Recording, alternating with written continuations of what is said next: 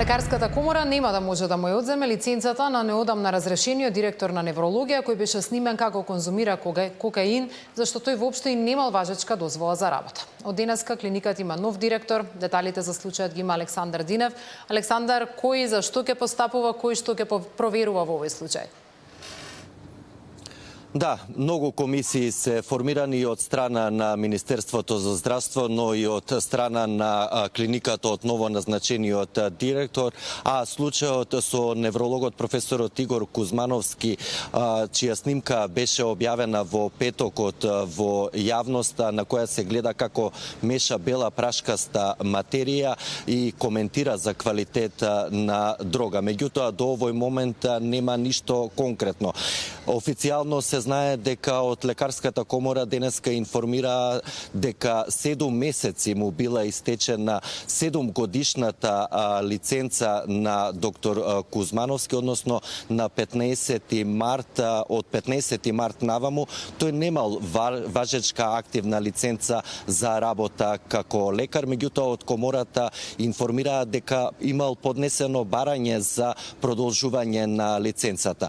Од комората, како што рекоа, ги следат случувањата, собираат докази од сите надлежни институции и најверојатно најпрвен ќе заседава етичката комисија при комората, кои треба да донесат одлука што понатаму, но како што кажа и ти во најавата, во моментот не може да се разгледува за одземање на лиценцата, бидејќи тој нема активна лиценца за работа како лекар. Денеска и министерот за здравство најави формирање на посебна комисија во Министерството која ќе го истражува случајот со неврологот Кузмановски, а побаран и вонреден инспекцијски надзор од страна на државниот санитарен и здравствен инспекторат.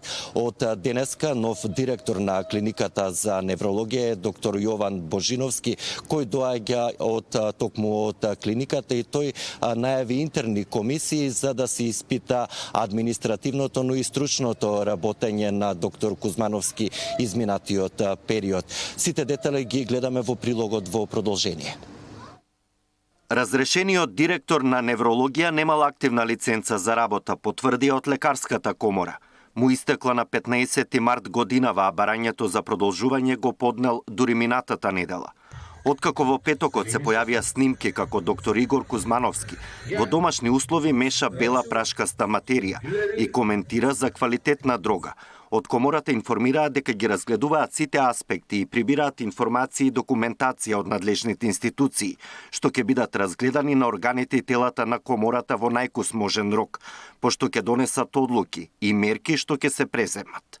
Во меѓувреме, министерот за здравство најави посебна комисија во Министерството, која треба да го испита менаџирањето на клиниката изминатите 2 месеци додека Кузмановски беше директор, а мој термин треба да провери колку пациенти и како биле лекувани од страна на неврологот во периодот додека лиценцата му била истечена.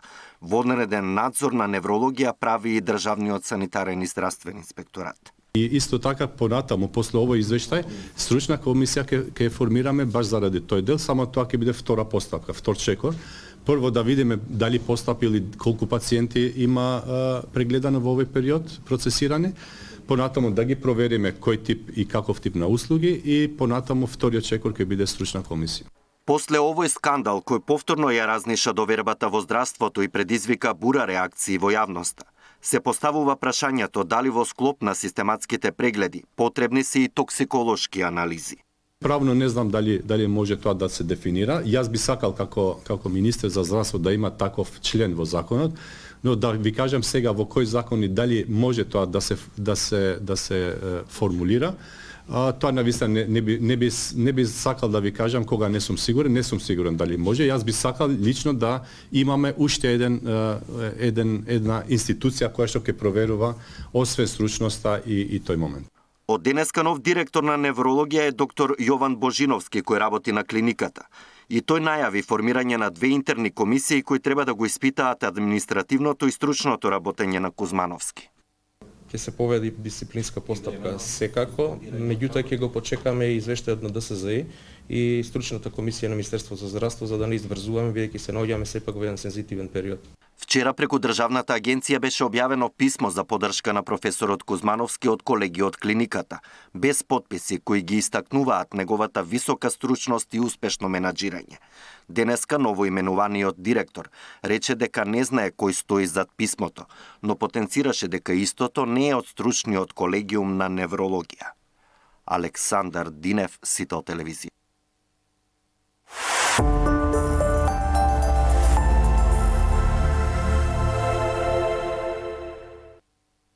Премиерот и лидер на ВМРО-ДПМН останува на став дека предвремени парламентарни избори нема да има по локалните, независно од исходот на 19 октомври.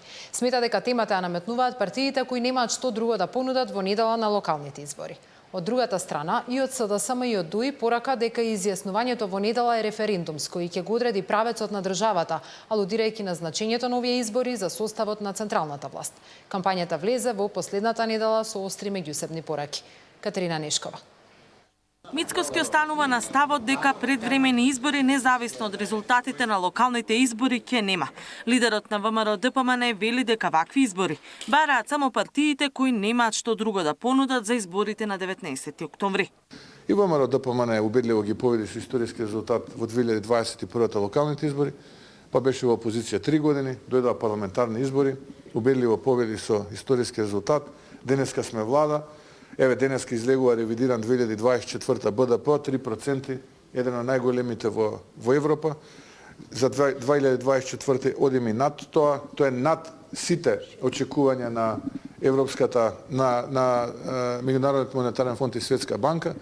Би било навистина жалосно ако сите овие позитивни индикатори ги прекинеме со предвремени парламентарни избори. Кандидатите на коалицијата предводена од УИ нема ден да не споменат предвремени избори. Вчера Османи, кој потпредседател на партијата на Ахмети на својата промоција за Чаир, повторно кажа дека пораката што ќе ја пратат граѓаните во недела нема да биде гласање само за локалните избори. Тој коментираше дека владата била нестабилна и главните политички партии биле согласни дека избори се неминовни. Слична порака за референдумско изјаснување во недела стигна и од лидерот на СДСМ Филипче од Струмица. Ова не се обични избори. Ова е тест за зрелоста на нашето општество. Ова е избор помеѓу два различни света. Два пата кои водат кон сосема различен правец. Две различни иднини за Македонија. Остануваат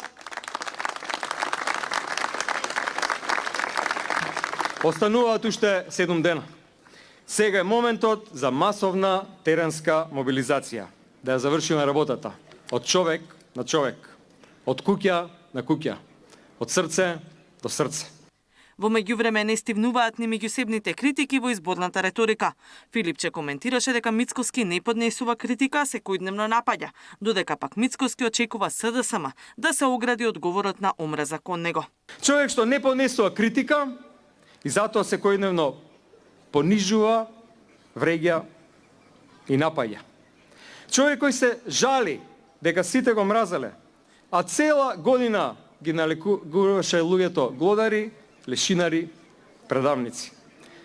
Се прашувам, што точно очекува Христијан Мицкоски? Дека народот ќе му аплаудира додека го понижува? Ако тие мислат дека ова не е говор на омраза и ad hominem напад и ниски страсти, дека треба да бидам распарчен и спакуван во куфер и тоа туку така да помине или дека некој мене ме презирал. Ја не верувам дека членовите на СДСМ мене ме презираат како што тоа го кажа претседателот на СДСМ. Јас навистина би бил разочаран ако ме презираат. Јас никого не сум навредил. Изборната кампања трае до петок. Завршните митинзи од кои ќе се чујат и последните лидерски пораки се во Охрид на ВМРО-ДПМН и во Куманово на СДСМ. Катерина Нешкова, Сител телевизија. Стопанската комора на Северозападна Македонија на средба со лидерот на ВМРО-ДПМН ги изнесе клучните барања: инфраструктурата до индустриската зона Визбегово и поефикасно работење на градските предпријатија. Мицкоски најави приоритетно завршување на клучката кај Момин поток и реконструкција на пристапниот пат кон зоната. Комората претходно имаше слична средба и со лидерот на СДСМ Венко Филипче. Стопанската комора на Северозападна Македонија ги презентираше своите барања и предлози на средба со лидерот на ВМРО-ДПМН и кандидати за градоначалници од партијата. Како што кажа првиот човек на комората, главните проблеми им се поврзани со предпријатијата под капата на градот Скопје, за кои рече дека не функционираат како што треба. И околу индустријската зона Визбегово, дека имаме сериозни проблеми кои треба да се решават. Сигурно вие ги видовте, го видовте патот кога дојдовте навака и вие сте сведоци дека стварно патот е за никаде, за една индустријска зона која има преко 800 милиони обрт годишно, која има преко 8.000 вработени, па во GDP-то на државата учествува со 7,5. Мицкоски ја оцени средбата како искрена и плодна. Најави дека приоритет ќе биде завршување на Клучката кај Момин поток и патот кон индустријската зона. И со право реагираат стопанствениците од овој дел на градот Скопје, бидејќи гледате во каква состојба е пристапот до оваа зона, се уште таа Клучката кај Момин поток до никаде, буквално до никаде, а учеството на оваа зона во рамките на вкупниот бруто домашен производ е значително. Така што во периодот тоа ќе ни биде еден од врвните приоритети, завршување на таа Клучка и нормална реконструкција на патниот правец кој што се протега долж оваа зона. Комората на Северозападна Македонија минатата недела ги представи своите проблеми и на средба со лидерот на СДСМ Филипче. Мартин Арсов, Сител телевизија. Скопје е целосно дигитален, модерен и транспарентен град. Орце Ѓорѓиевски најави 17 проекти, дигитален близнак на градот и олеснувања за млади брачни парови. Каја Шукова вети уреден градски кеј од Влаја до Хром, а своји проекти презентира и кандидатите на Левица и Гром. Преку реализација на 17 проекти, Скопје ќе стане првиот целосно дигитален, модерен и транспарентен град, најавува кандидатот за градоначалник од ВМРО ДПМН Орце Ѓорѓиевски. Со дигиталната трансформација сите јавни предпријатија и седниците на Советот ќе бидат електронски достапни. Ѓорѓиевски најавува поддршки за младите и ослободување од комунали за млади брачни парови до 40 години.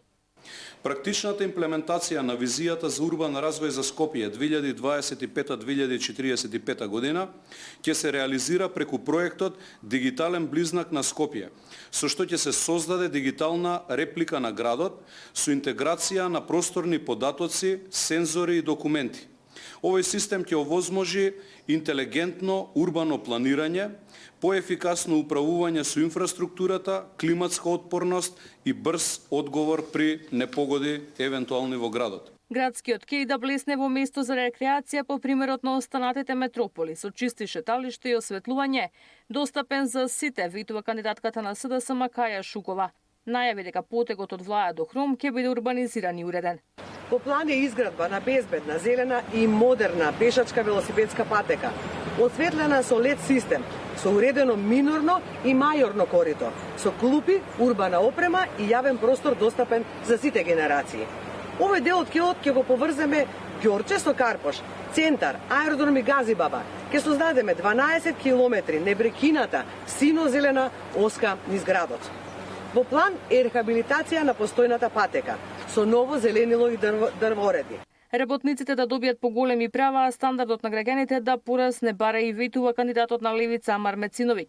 Крупниот капитал не може да не ослободи, туку напротив не поробува, затоа работниците и земјоделците повторно ќе ослободат Македонија. И оваа генерација е спремна да ја преземе таа задача историска, затоа што ние веќе немаме што да изгубиме. 35 години робуваме на исти интереси кои ни ја кројат судбината, ни ги одзимаат годините, ни ги уништуваат можностите. Решение за состојбата на ЈСП и сообраќајниот хаос најавува и кандидатот за градоначалник на Скопје од коалицијата Искуство за успех. Трајановски ветува субвенции за ЈСП. Доколку ги воведеме овие и ги одглавиме процесите на БРТ и набавката на нови автобуси, би можеле да го детализираме јавниот превоз и за другите групи на граѓани како средношколците, со набавка на помали минибуси и секако комбиња кои што би биле адекватни според инфраструктурата на градот и улиците, за да можат да влегуваат во оние помали тесни улички, буквално нашите средношколци да бидат земени од дома и однесени на училиште како што сме го гледале тоа на филмовите. Изборните карвани влегуваат во последните 5 дена од изборната кампања за првиот круг локални избори со митинзи и средби со граѓаните. Ивана Соколовик најдова, Сител телевизија. Фокусот денеска на терен, чиста околина, образование и детска грижа. Кандидатот на СДСМ за центар Герасимовски чистеше диви депонии кај Скопско кале. Во Газибаба Бобан Стевковски најави континуитетни инвестиции во модерен образовен систем, додека Сотир Лукровски во Карпош вети нова градинка и реконструкција на постојните. Во Чаир Изет Меджити најави бесплатни униформи за сите основци, а Бујар Османи програма за целосна обнова на фасади и лифтови во повеќе катниците. Чистотата денеска во фокусот на кандидатот за градоначалник на СДСМ за центар. Герасимовски заедно со работниците чистеше диви депонии кај Скопско кале. Нашите служби се постојано на терен, па дури во ноќните часови. Изнајмуваме како општина и јавното предпријатие под дополнителна механизација за да цело ѓубре што се прелева на улиците и на одредени депонии биде отстрането од наша страна. По завршување на чистење на депонијата во населбата Крњево, продолживме со расчистување на депонијата во парк на оние стари бараки на судот кои што беа изгорени. Инвестициите во образованието ќе продолжат, ветува кандидатот за градоначалник на ВМРО ДПМН за Газибаба. Стевковски, ако добие мандат, вели дека ќе се фокусира на модерен образовен систем. Главен фокус изминатите 4 години на општина Газибаба беше инвестиции во образованието. Ова е уште еден доказ што се гради спортска сала тука во Црешево. Досега изградивме 2 спортски сали во населеното место Стајковци, во населеното место Булачани. Интензивно се гради нова училишна зграда за учениците основното училиште Крстен Мисирков во Чента. Обезбедивме бесплатни училишни униформи за сите 6800 ученици, а наскоро денес започнуваме со доградба на училиштето Крум Тошев во Трубарево и изградба на уште една спортска сала во населба Железара. Сотир Лукровски најавува нова градинка, но и реконструкција на постоечките во Карпош. Досегашното мое работење кажува дека секој ден може да гради улици, да поставува плочки и ивичњаци. Но јас верувам дека вистинска силна општина не се гради од бетон, туку од луѓе. Образованието и грижата за децата за мене не се трошак. Тие се највисока форма на инвестиција. Затоа, јас ќе направам се што е потребно, ни едно дете во Карпош да не остане на листа на чекање за градинка. И ни едно училиште да не изгледа како да е заборавено од времето.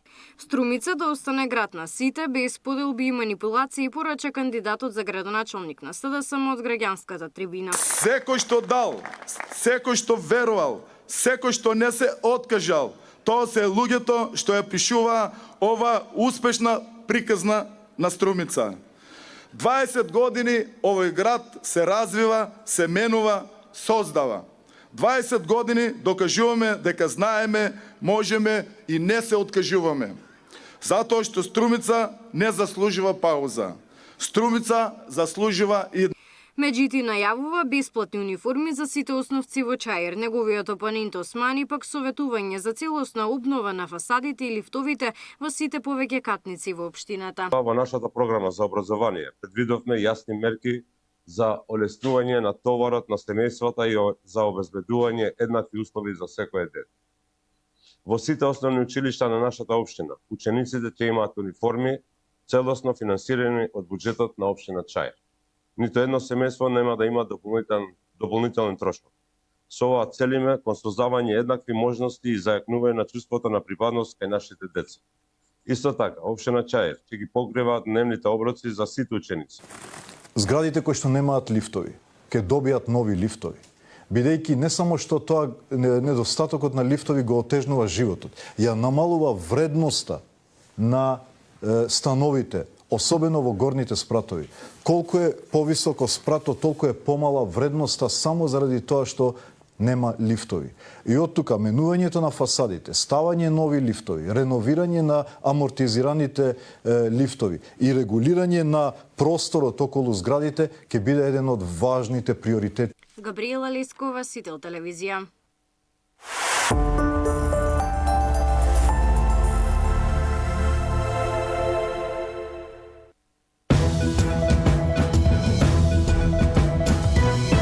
Македонија во последните 5 дена од предизборната кампања. На што се фокусираа партиите, се покажаали во своето најдобро светло, што по 19 октомври. Анализа со Гордан Георгиев од Форумот за разумни политики.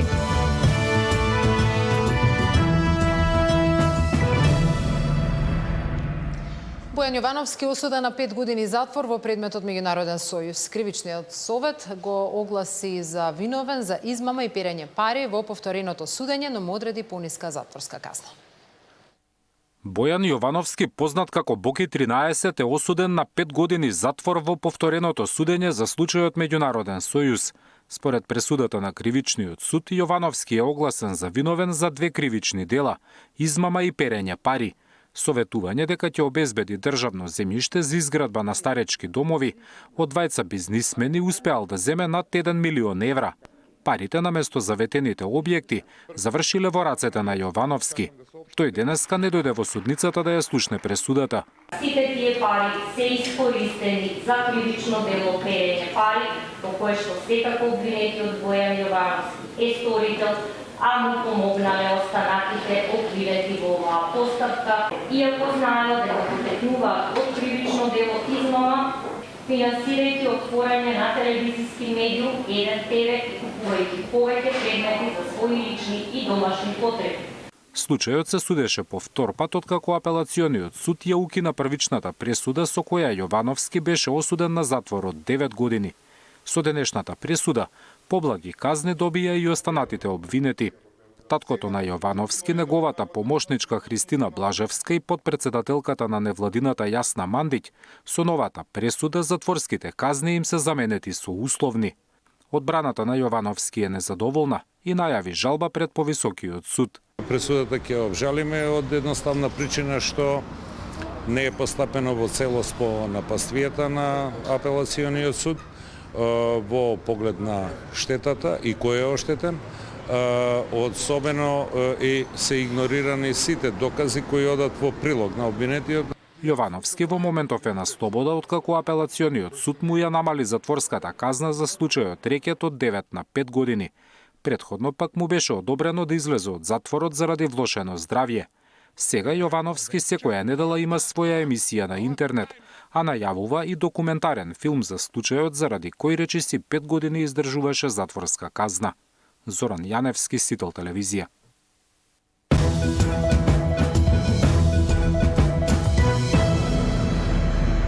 Алта банка од Србија е новиот сопственик на Стопанска банка Битола. Понудата ја прифатиле 262 акционери. Тие продале вкупно 344.420 хартии од вредност, што представува 88,09% од акционерскиот капитал.